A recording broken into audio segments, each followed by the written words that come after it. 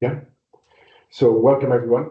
Thanks for making the time to take part in this webinar today. The purpose of the webinar is essentially information sharing, letting you know what the DCI initiative is about, the progress that has been made in establishing interoperability standards between farmer and social registries, and sharing a very concrete case from Morocco on how this has been done. So the concrete experiences, country experiences in establishing these interlinkages between the farmer and social registries, with the intention of improving the efficiency and effectiveness of public policy.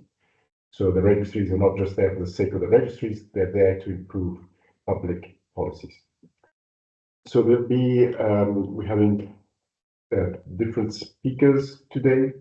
Wanza, can you go to the first slide, please?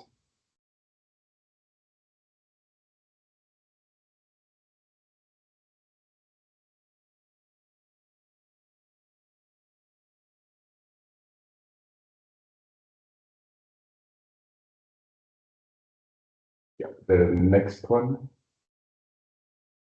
Okay.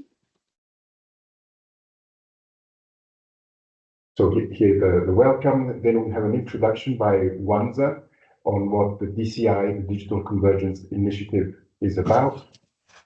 And then Veronica from Chile will explain to us what the standard development process has been for developing the standards for interoperability between the farmer and the social registries. And then Aisha will explain to us what these standards actually are that have been established. And Fares will present the case of Morocco. Then we have an opportunity for 10 minutes of open discussion, and we close off with the next steps. The next slide, please. Okay, and the housekeeping rules, if you have questions, please post them in the chat. And in the same chat, you can share any comments or resources that you think would be of interest. And this session will be recorded. I hope that's okay with everyone. Okay, and we have 5 speakers today. Well, there's myself, I'm chairing the event. Then we have Wanza Mwatani, who's a technical advisor with the Digital Convergence Initiative. Veronica Acha Alvarez, who's the head of the Social Information Division in the Ministry of Social Development and Family of Chile. And together with me, she's co-chairing this subcommittee. And the next, and then we have Aisha Hassan, also of the DCI, who's a standards repository manager, and Fares Yaha, who's the head of the Farmers Social Protection Division with the Ministry of Agriculture from Morocco. So 4 very informed speakers. Over to you, Wanza, on what DCI is about. Okay. Thanks, Marco. So I'll just briefly, I think most of us already know about DCI. So for the new, for anyone new joining us, I'll just quickly talk about what DCI is all about. So DCI is an initiative, a joint effort by USP 2030 members and non-members, governments and development partners, and also members from the private sector that have collaborate towards creating harmonized and interoperable digital ecosystem to improve the efficiency of social protection programs and also to support the digital transformation of social protection systems. So the main challenge that DCI strives to address is to build a robust digital ecosystem that is interconnected and interoperable, because most programs managed by different institutions, which usually operate in silos. So they usually have fragmented systems. Because of lack of common standards, it's difficult to share information between these different programs, and then which results to manual processes if the different programs want to share data. So the result of this is slow and inefficient delivery of social protection systems, sometimes excluding some of the beneficiaries, and also there's a high risk of errors, and also wasted public resources because we have the different programs keeping databases, the same databases, and also managing them separately. So what DCI's vision is to build consensus-based standards for interoperability. So these standards will help in harmonizing and making the SP system interoperable to enhance the social protection outcomes and then improve the efficiency and transparency of social protection delivery, and also improve coordination among different institutions operating in the social protection sector, and also to promote inclusion and reduce inequalities. So to do this, DCI works under three main pillars. So the first one is knowledge sharing, which involves facilitating and developing knowledge on different on different initiatives. So under here we have talking interoperability webinars, where we focus on specific country cases where they get to talk about how their systems are working, how the challenges that they're addressing, and how this is affecting the delivery of their programs. Then under the second pillar, which is what this webinar is under, is the standards development. So here it's a consensus-based group committees that work together to build standards in the SP protection, in the social protection sector. And then we also have country support, where the DCI is supporting different digital transformation initiatives in different countries. And additionally, we also have a help desk to support and to give light touch support to the different countries. So DCI is co-funded by European Union and the German Cooperation, and it's implemented by 5 partners: GIZ, ILO, World Bank, Expertise France, and FIAP. So under the standards development work, we have 7 main interfaces currently in our pipeline, with 2 more coming in the next year. So these interfaces are at different stages of development. So some of them are already released, while others are in development. And in today's webinar, we are going to focus on farmer registry.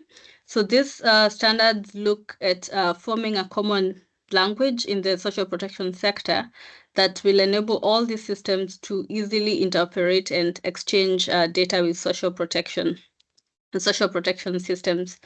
So with that brief introduction, I'll hand over to Veronica just to take us through the standard development process.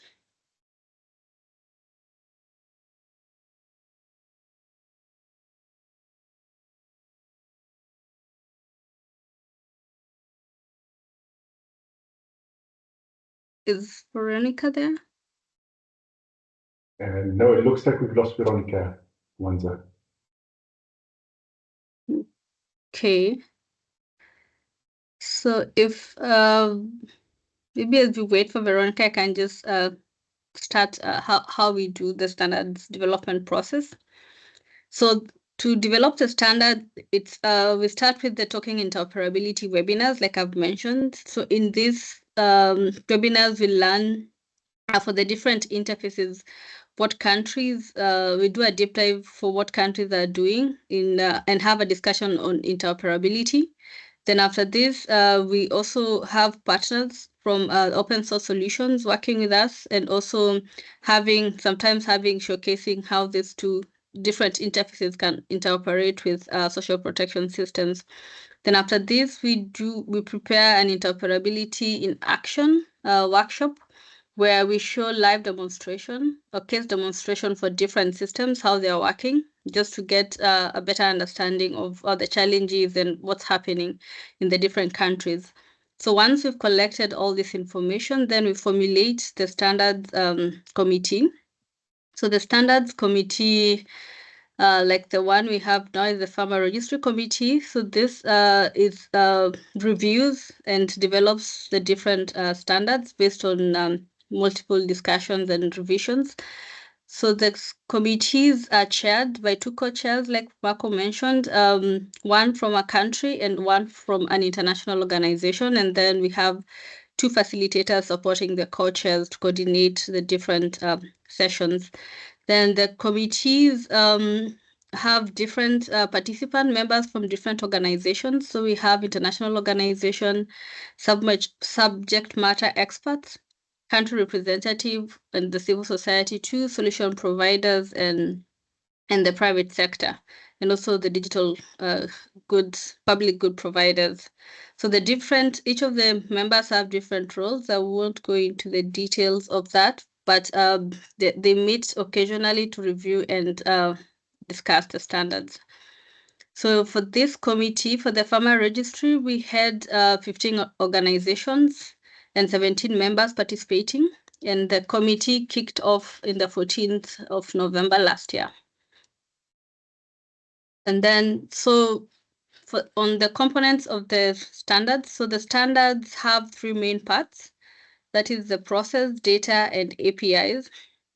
So for each of these parts, we review on the process. We review the different use cases, showcasing how interoperability can work between, in this case, farmer registry and SP systems to efficiently exchange data. So here we are defining the use cases of why these two systems need to communicate and the process flows that are required. Then we review the data standards. So here we are looking at data objects which can be exchanged. So these are like data dictionary, just to ensure that the systems are speaking a common language to enable interoperability. So we look at the different data objects, the attributes, and the code directories. So these are the list of data that you can include in your data dictionary. Then after that, we look at the API standards. So this is just a guide on how the data can be exchanged between the two systems. And all this is documented in GitHub and Gitbook, and it's available for everyone. So the first, so in the standard development process, like I've mentioned, the first one is the standard committee will review a draft that is prepared by the drafting group.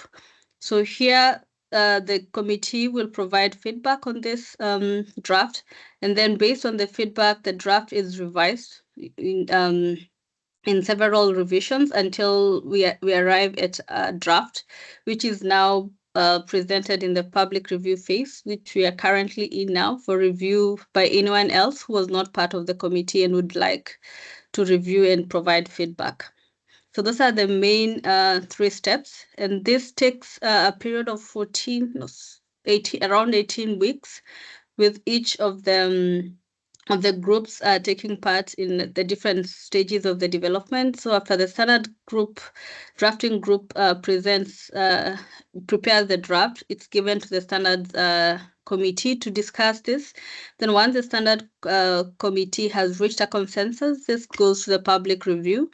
And then once the feedback from the public review is incorporated in the standards, then we move to the steering group for approval. So with that, I will hand over to Aisha to walk us through the standards that were developed in the committee. Maybe Aisha, just before Aisha comes in, so I think the process that Wanza has described shows that it's very structured, at the same time participatory, so we're building on people's experiences. And in these times where we have to be efficient, you can see by the time plan that Wanza showed us, we are steadily moving towards the completion of these standards. Over to you, Aisha. Okay, thank you.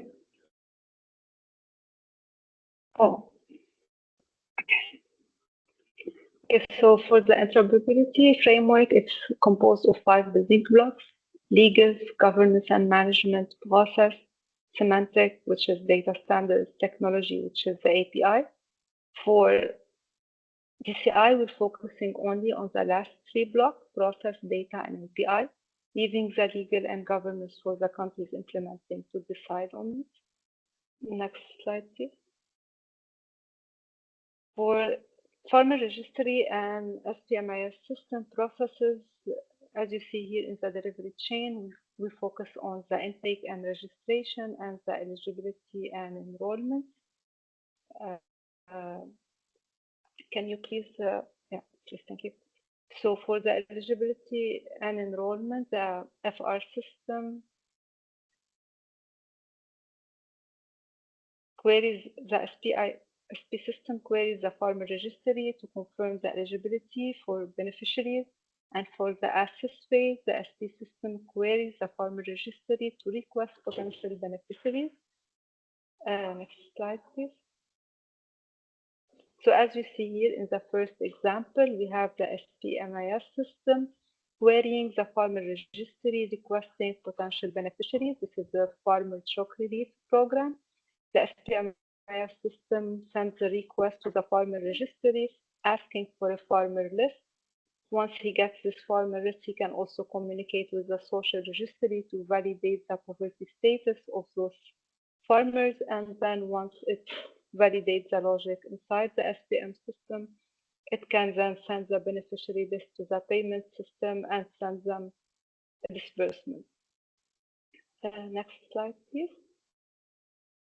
In the next example, this is also the farmer registry, the SP system requesting from the farmer registry potential beneficiaries.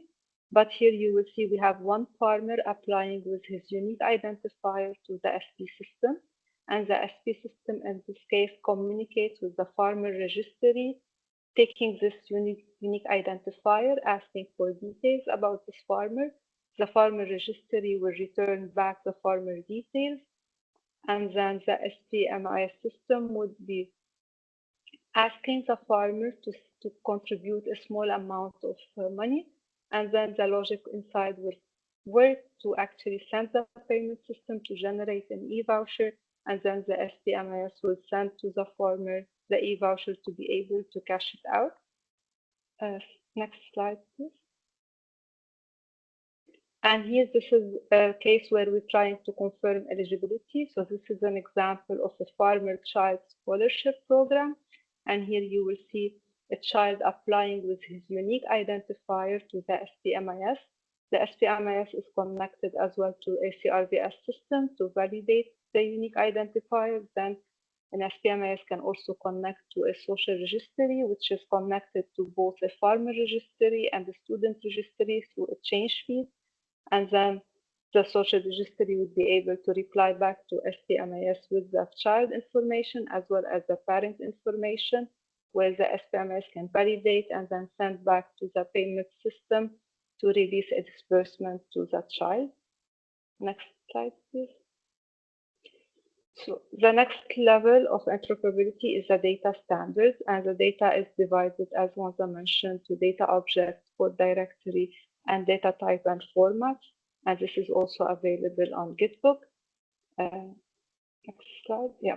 And during our discussion, we identified different objects for the farmer registry. So we have the farmer, we have the farm info, we have the farming activity, crop details, livestock details, machinery.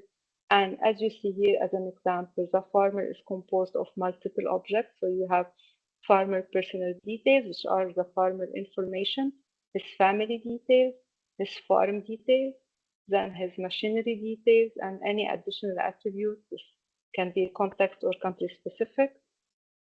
Next slide, please. The second object here is the farm info. So for the farm, we identify the farm type, which is the code directory, which is the main purpose of farming, the location, which is the place of the farm, the land tenure, land size, unit, farming activity, which is what's happening, what farming activity are practiced on this farm, and any additional attributes are context or country specific.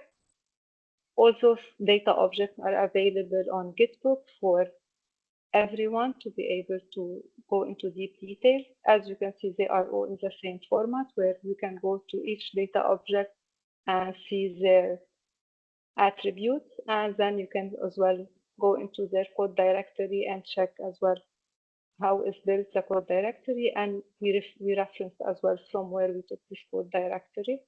Next slide, please. And the last step is the API part. And as well in the kitbook, there is a link for the API. And the API is divided, as you can see here, into two sections, async and sync, asynchronous request and synchronous request. And for each API request, you will be able to see the request details, as in what data object you need to send to the system, and what is expected as a data object as a response from the system. And this is available on GitHub, and it's available on Gitbook as well for any review. Thank you.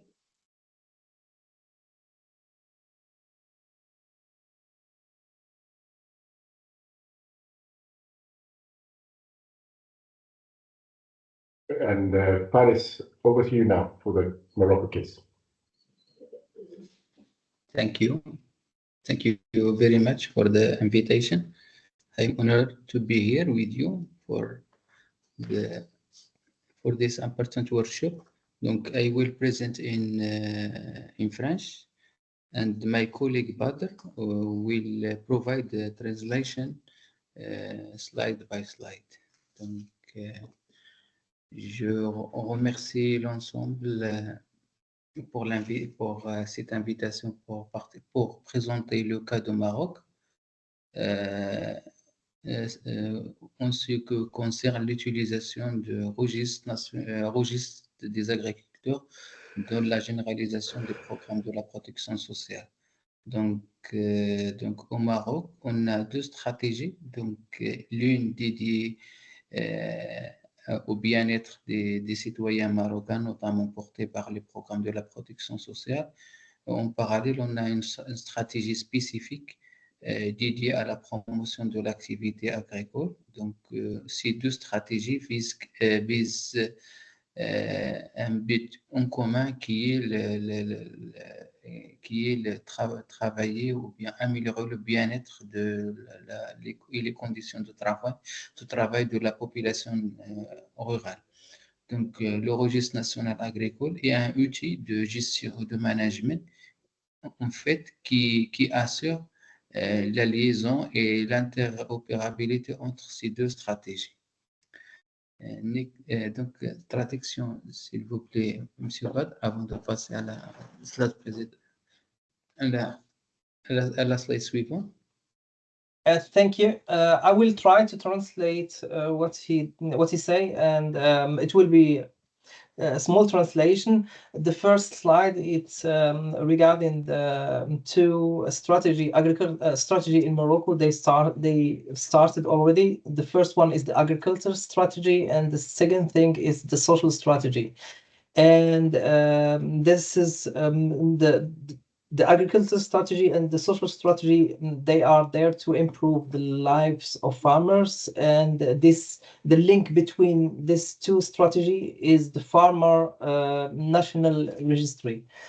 And this will be the link between these two strategy, and we will see in the next slide, I think, how we can use the National Farmer Registry to grant access to the social registry. That's what he say in the first slide.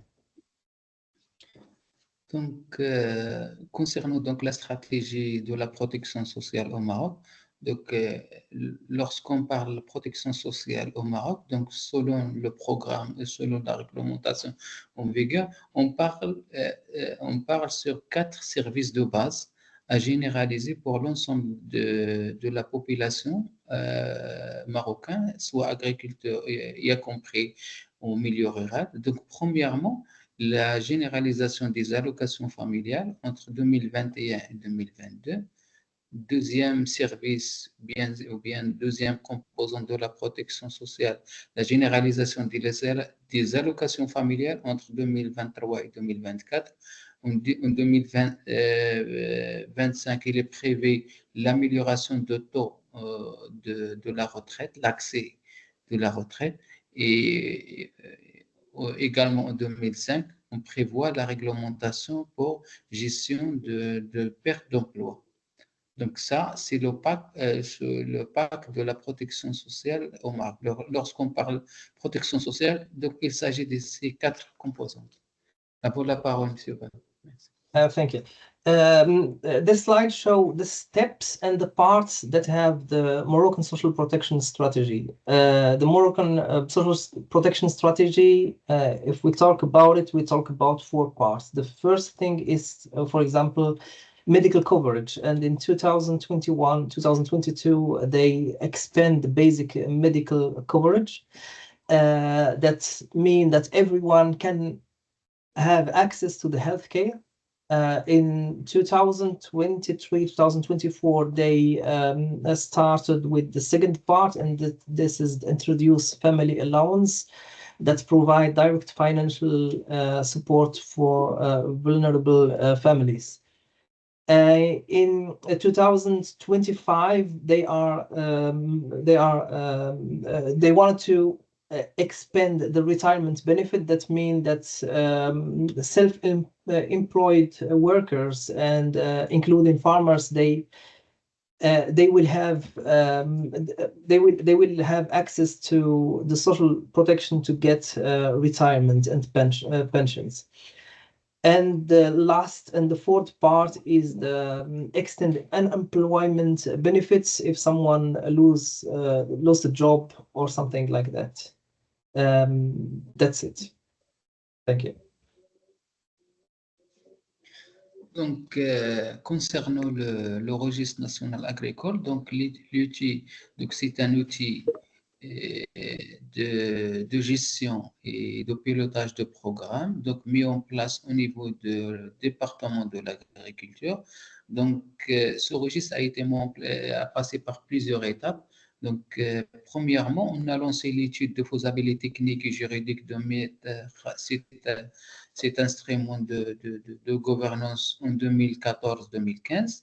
Après, en 2000, lorsqu'on a eu une feuille de route, on a passé à la réalisation de recensement général de l'agriculture en 2016-2017 et constitue la première base, si on peut dire numérique, de l'ensemble des agriculteurs et des exploitations. Donc, ce recensement a été réalisé dans le cadre d'une opération statistique. Lorsqu'on parle d'opération statistique, c'est-à-dire on est en train d'échanger et de communiquer ces informations avec les autres partenaires. On l'utilise juste pour voir la situation à date. Donc, pour surmonter ce problème, donc on a passé à une 3e phase qui est la mise en place d'un cadre réglementaire dédié qui nous permet d'actualiser ces données et de communiquer ces informations. En 2021-2022, on a procédé à la mise à jour partielle de la liste des agriculteurs avec des informations de base de chaque exploitation pour servir le chantier de la généralisation de la protection sociale. En 2023, on a lancé la dernière partie de ce chantier. Donc, actuellement, le cadre réglementaire est entré en vigueur et les informations sont collectées d'une façon périodique et mises à jour de façon après chaque intervention au niveau de programme de département. Voilà la parole, Sylvain. Thank you. Please, Mr. Yahya, correct me if I'm wrong, because there is a lot of information in this slide. In 2014-2015 was the first technical and legal feasibility study for the National Agriculture Registry done. And in 2016-2017, the first general agriculture census was conducted to create the first reference using the collected data.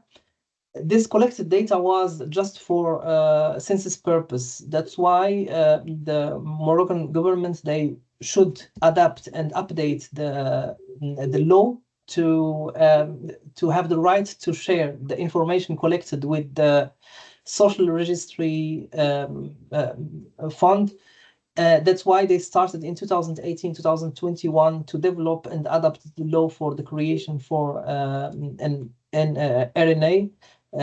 In 2021-2022, the adaptation of the part farmers reference as a part of social protection expansion project was made.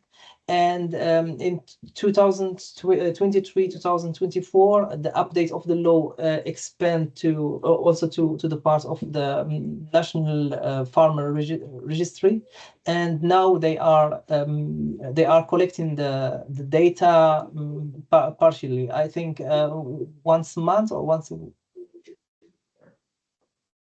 Monsieur Fares, la collection des données sont chaque mois ou chaque... Donc, chaque jour, donc chaque fois qu'il y a une interaction entre les agriculteurs et nos services, donc on profite de l'occasion pour mettre à jour l'information. The exchange is available for everyone, for every day. They can every day, they can all the time exchange the data between the RNA and the Social Protection Fund. Thank you. Donc, de point de vue technique, donc, le registre national, il est constitué de deux référentiels. Le premier référentiel est un référentiel qui regroupe la liste exhaustive des agriculteurs en activité, avec notamment le nom, le prénom, les numéros d'identification, le numéro de téléphone, l'adresse, la date de naissance et les informations sur les ménages. Donc, deuxième registre, il s'agit d'un registre des exploitations agricoles, donc avec un identifiant unique pour chaque exploitation agricole et une géolocalisation des parcelles exploitées intégrées à la même exploitation. Donc, pour ce registre, on a les informations de structure, donc les types de culture, la taille des parcelles, les systèmes d'énergie utilisés, les systèmes d'irrigation, le droit ou bien le lien avec le lien juridique avec ce terrain. Donc en effet, il regroupe l'ensemble des informations des structures de fonction de l'exploitation. Donc, où chaque exploitant est lié à une exploitation. Bien sûr, on peut avoir, il peut avoir plusieurs exploitations. Dans ce cas, on peut identifier chaque exploitation à part. Voilà la parole, Sylvain. Merci. The National Agriculture Registry presents two references. The first reference is the farmer reference. We have the name, first name of the person, of the farmer, the national ID, phone number, address, and each farmer has a unique ID. And on the right side, we have the geo references of the farm itself, references, for example, the region where is the farm, the province, the commune, the land size, how the geographic data, and also if someone has more than one farm, they will have a link between the farmers and the farm. I think that's everything that we have to say. Alors, comment fonctionne ce registre national agricole? En fait, le registre national pour la généralisation de la protection sociale, donc il travaille en harmonie avec le système de la protection sociale. Donc, au niveau du registre national, donc, on collecte l'identification de l'agriculteur, on collecte les ressources utilisées ou bien le patrimoine au niveau de l'exploitation, on donne une estimation de revenus de l'exploitation et on actualise à chaque fois qu'il y a un changement d'information. Ces informations sont standardisées et échangées et transférées au système de la protection sociale, notamment pour immatriculer les agriculteurs au niveau de ce système, pour leur offrir les services qui ont le droit d'accès, et de collecter les cotisations selon les classes de revenus qu'on déclare nous au niveau de la CNSS, ou bien sûr actualiser ces informations chaque fois qu'il y a un changement au niveau communiqué au niveau de notre département. À vous la parole, Sylvain. Merci. We have in this slide, we have two informations. The first information is coming from the farmers registry. That means we have a register. We have we have a lot of information that we collect from the farmer regarding the farm and everything. And this we can also identify the resource that he has in his farm. Then we can estimate the income of this farmer, and we keep all the changes up to date in the farmer registry. On the right side, we can see what's the social protection need. The social protection need, the farmer registration. Is the farmer registered by the farmer registry or not? And they need also which benefits he has from his farmer from his farm, because he should add, or he should give contribution to the social protection, and the social protection gets every time the status up to date from the farmer registry, if the farmer is still registered in the farmer registry or not.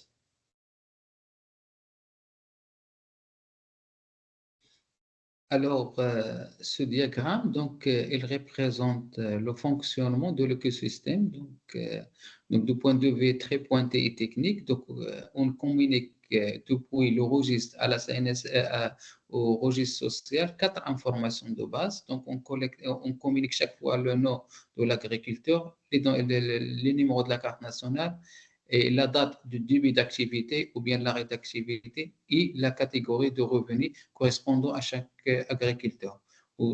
Donc, il faut communiquer ces informations au niveau du système de la protection sociale. Donc, l'agriculteur, il est immatriculé et il reçoit les bénéfices du système, ou chaque fois qu'il y a un changement de situation, donc l'agriculteur doit aller au service du département pour actualiser ces informations, ou nous, on travaille, on renvoie ces informations au niveau du système de la protection sociale. À vous la parole, Sylvain. Thank you. The farmer registry provides the necessary data for the identification. That means they provide the name and surname of the farmer. They provide the national ID and the start date of agriculture activity, or the end date if they end the activity, and which income category. We can see on the right side there is a flow that the farmer gets registered by the National Agriculture Register, and the National Agriculture Register transmits the data to the social protection system, and the social protection system provides the service to the farmer, and this will be every time like this. Thank you. Donc, pour ce dernier slide, donc, je veux juste vous présenter comment on donne une estimation ou bien une simulation de revenus sur la base des informations de base collectées sur l'exploitation agricole. Donc, cette classification, on a une classification selon la taille des exploitations et selon le type de l'irrigation, est-ce que est irrigué ou non, et selon la taille de cheptel. Donc, pour chaque classe de taille ou bien chaque type de conduite, on a une classe de revenus en fonction de SMIC, salaire minimum en activité agricole. Donc, on passe d'une information. Donc, cette classification nous permet de passer d'une classification technique des exploitations vers un revenu forfaitaire. Ce revenu forfaitaire, c'est celui qu'on utilise pour calculer les cotisations qui doit payer l'agriculteur pour son abonnement à ce système. Voilà, parole, monsieur. Thank you. I will just try to summarize everything. Classifying the farmers by income is a primary task of the National Agriculture Registry. This process involves analyzing the production assets of each farm, focusing on the type of the irrigation used on the plot, and also the livestock activity on the farm. Based on this analysis, farmers are grouped into 10 incomes category as defined by the regulation. And this categories, it's that's the base to get how much should the farmers pay by the contribution to the social protection. That means they are looking how the farm is, how big is the farm, how many people are working in this farm, how many workers are there, and that's will be the base data to get in which income this farmers is it. Thank you very much. Thank you for you, Badr, for your transaction. Thank you. You are welcome. Thank you.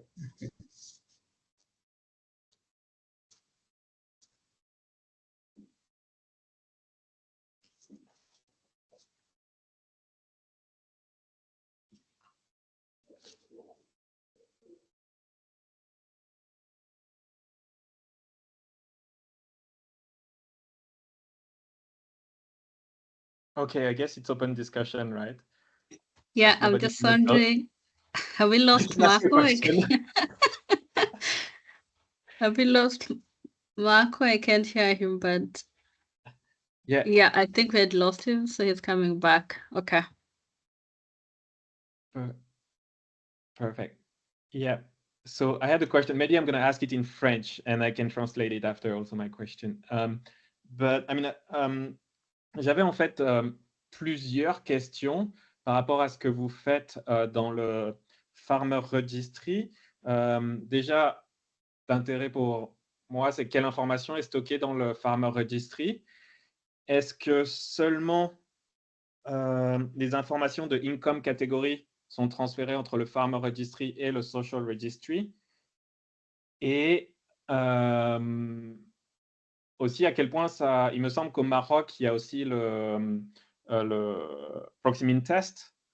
Est-ce que en fait, ça remplace le Proximine Test ou est-ce que ça le complète? Voilà. I'm just going to translate it in English quickly. I just was asking what data is captured in the Farmer Registry more globally, and I mean I can read about it later more, but and if it's just the income category that is transferred from the Farmer Registry to the Social Registry, and how does this work? If I'm not mistaken, in Morocco there is Proximine Test for the whole population. So how does it work with the Proximine Test, right? Does it replace it? Does it complete it? Yeah.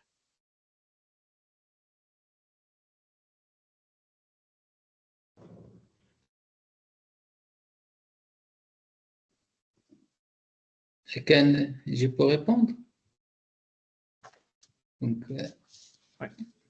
Merci pour votre question. Donc, en fait, l'information qu'on communique au système de la protection sociale, c'est pas juste, le registre contient plus que ça. Donc, en fait, c'est pas le registre agricole n'est pas dédié juste pour le chantier de la protection sociale, mais il gère l'ensemble des interventions et des autres programmes des départements. Donc, au niveau de notre exposé, on a présenté juste les informations qui sont utiles et utilisables au niveau des systèmes de protection. Mais globalement, on collecte plus de 50 variables au niveau d'un enregistrement des agriculteurs au niveau du registre. Donc, ça c'est réglementé. Donc, on a un décret qui précise l'ensemble des informations qui doivent être communiquées à la fois au niveau de l'exploitant, ménage et l'exploitation agricole. On est à peu près à 50 variables, mais ces 4, on a parlé sur juste 4 qu'on utilise pour le système de la protection sociale. Merci. Merci, Faris. You can translate, otherwise I was going to translate, but yeah, go ahead. Okay. Go ahead. Jenny. Oh, okay, no, quickly, I can translate quickly. I think so. They collect way more data, so I think around 50 variable about agriculture, but they transfer only 4 that are useful for the social registry, if I didn't miss anything. I think roughly that's it. Thank you. There's a question for Ermina before we pass to Jamal. Ermina, you want to go ahead and ask in French?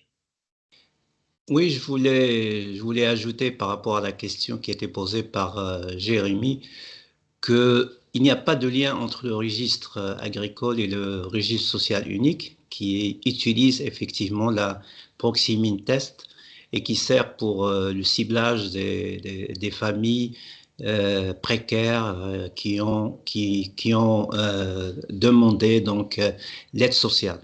Donc, ce sont deux registres qui sont complètement séparés. Le registre agricole, comme ça a été présenté par Monsieur Yahya et géré par le ministère de l'Agriculture, et le registre social unique, il est géré par le ministère de l'Intérieur pour le moment, en attendant la mise en place d'une agence indépendante qui va gérer le système de ciblage. Donc, il n'y a aucune connexion entre ces deux systèmes. Le registre social agricole, il est transmis actuellement à la Caisse nationale de sécurité sociale et qui s'en sert pour déterminer la population des travailleurs non salariés dont fait partie les agriculteurs. Voilà, c'était juste par rapport à ça. Merci. Puis-je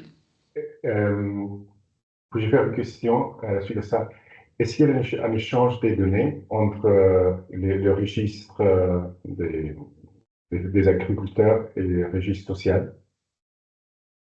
À ma connaissance, pour le moment, sauf si Yahya peut amener d'autres informations, pour le moment, il n'y a pas de lien entre ces deux registres. Bien sûr, le registre social unique, il a la possibilité de demander de l'information aux différents ministères par rapport à l'ensemble des variables qu'il gère pour le ciblage.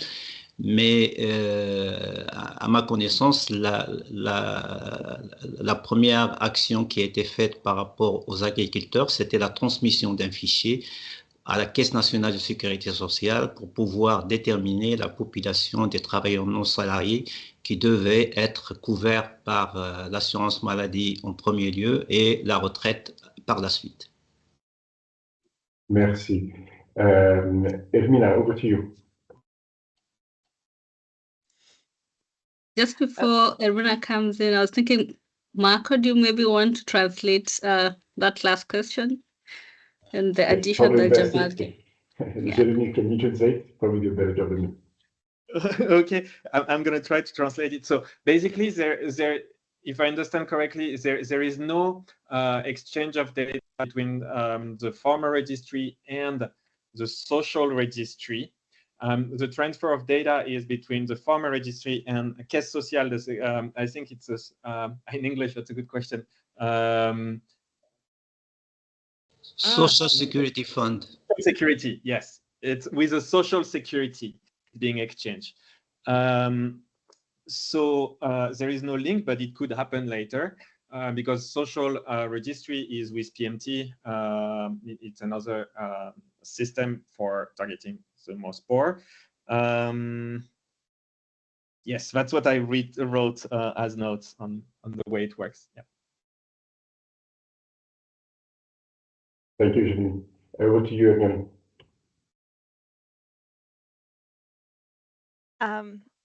If it's on me, thank you very much for the question. Okay, I will ask for some translation again because I'm not sure how to say income declaration in French. So my question was whether there is any obligatory income declaration for the farmers as well. So in addition to the proximine test on the same kind of types of questions, is there an income declaration that's obligatory, or is the income of the farmers just based on this classification of income that we saw in the presentation? And again, follow up similarly if there is some kind of link with the tax authorities, then if there is income declaration. So interoperability between the tax authorities database and the farmers registry. Thank you. Okay, I can try to translate the question. Est-ce que en fait le système, est-ce qu'il y a en fait une déclaration obligatoire des revenus pour les fermiers, ou alors est-ce que c'est toujours une estimation comme on a vu dans les calculs que vous avez montrés? Donc ça c'était. Et donc la première question est, est-ce qu'il y a un lien avec avec le ministère, avec les départements des impôts, avec les services des impôts? Est-ce qu'il y a une intégration en fait avec le système des impôts? Donc, merci pour la question. Donc, la classification présentée, c'est utilisé uniquement pour appuyer les agriculteurs à accès au système de la protection sociale. Nulle part, on n'utilise pas cette classification pour l'imposition des agriculteurs. Donc, pour l'impôt, donc, il y a un système à part géré par d'autres structures. Donc, cette classification, on l'utilise sur la base des données collectées au niveau des agriculteurs et utilisée strictement pour l'accès au système de la protection sociale. Donc, ça est géré également par une réglementation dédiée. Merci. Ok, et donc en fait, les agriculteurs, ils font une autre déclaration, c'est ça? En fait, ils ont une déclaration de leur revenu pour les taxes. C'est pareil, c'est ça? Oui. Ok. Ok. I'm going to translate. Déclaration au service des impôts. Okay, I'll translate quickly. So basically, the classification we saw earlier is just to access to protection sociale, not for tax purposes. This is a separate system separate process for tax purposes. It's only for social protection. Alors juste pour compléter, au Maroc, la majorité des agriculteurs ne payent pas d'impôts. L'impôt, il est jusqu'à maintenant concerne seulement les fermes qui ont un chiffre d'affaires qui est supérieur à 5 millions de dirhams, ce qui correspond à peu près à 500 000 euros sur l'année. Donc, si je peux résumer, 95% des exploitants agricoles ne sont pas concernés par l'impôt.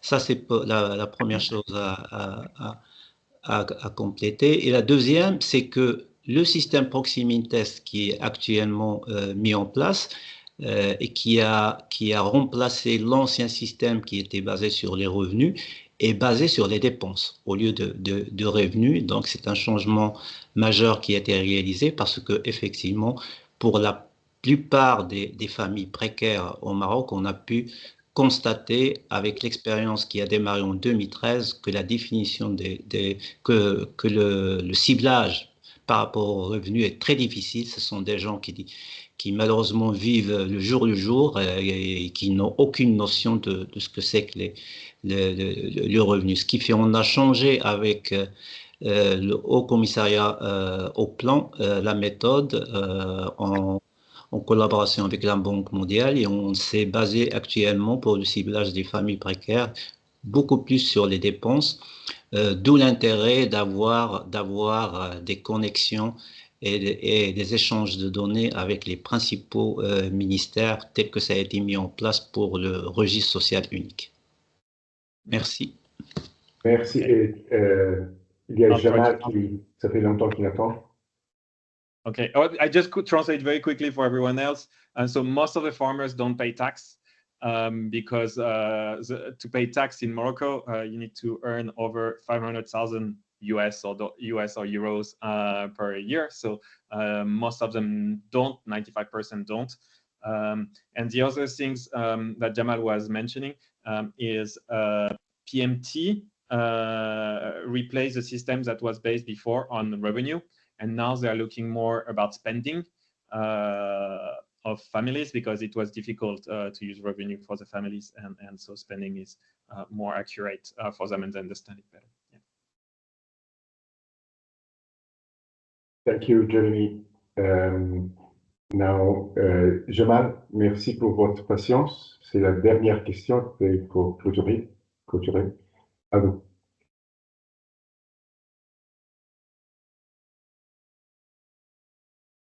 Jamal, vous êtes là? Oui, oui, je suis là. Allez-y, je vois que vous voulez parler. Non, c'était juste par rapport au complément que j'ai ajouté tout à l'heure. Je n'ai pas de question particulière. Merci dans tous les cas. Merci. Okay, so we're reaching the end of the webinar. Thank you very much for your time. Wanza, can you put on the slides again, please?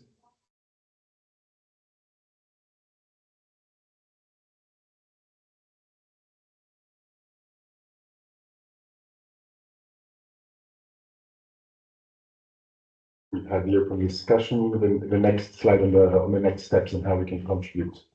Yeah, so we have another 2 weeks to provide inputs into the public review process. And then this will be used for finalizing, this will be incorporated and used for finalizing the standards by the 21st of March. So as you can see, there's still time, but at the same time, there is a deadline because we want to move forward and start closing the process. And yes, here you can find where the links and the QR code for the links to which you can make your contributions. Maybe one day we can share them also by email.